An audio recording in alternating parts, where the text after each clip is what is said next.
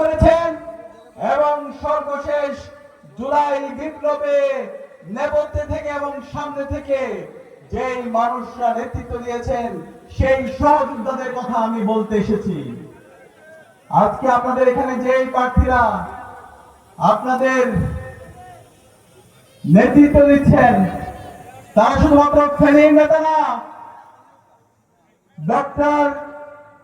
Doctor Fakhruddin মানিক, Mujibur Rahman Manju, advocate এহসান কামাল উদ্দিন, তারা শুধুমাত্র ফেনীর নেতা না, তারা সারা বাংলাদেশের নেতা।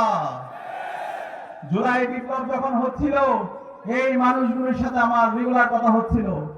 আপনারা জানেন সর্বশেষ খুনি হাসিনা যখন ইন্টারনেট ব্ল্যাক আউট করে দিয়েছিল, কারফিউ জারি করেছিল, সেই সময় আমার ডক্টর ফখরুদ্দিন মানিক ভাই, মুজিবুর রহমান মঞ্জু ভাই এবং অ্যাডভোকেট এহসান কামাল উদ্দিন ভাইয়ের সাথে আমার রেগুলার কথা হচ্ছিল।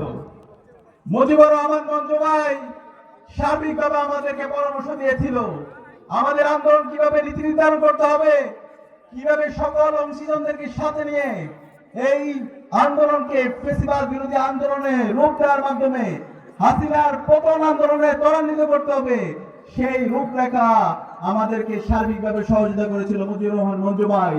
এবং মাঠে সমন্বয়ের মাধ্যমে নেতৃত্ব দিয়েছিল আমাদের ডাক্তার ফখরুদ্দিন মানিক ভাই।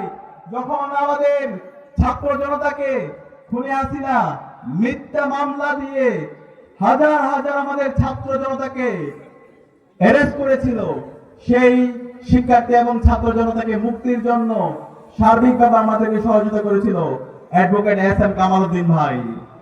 এই মানুষগুলো সারা বাংলাদেশের মানুষরা আপনাদের এই মানুষদের প্রতি কৃতজ্ঞ থাকবে। যতদিন এই বাংলাদেশ রাষ্ট্র বেঁচে থাকবে ততদিন আমরা এই মানুষগুলোর প্রতি কৃতজ্ঞ থাকবো।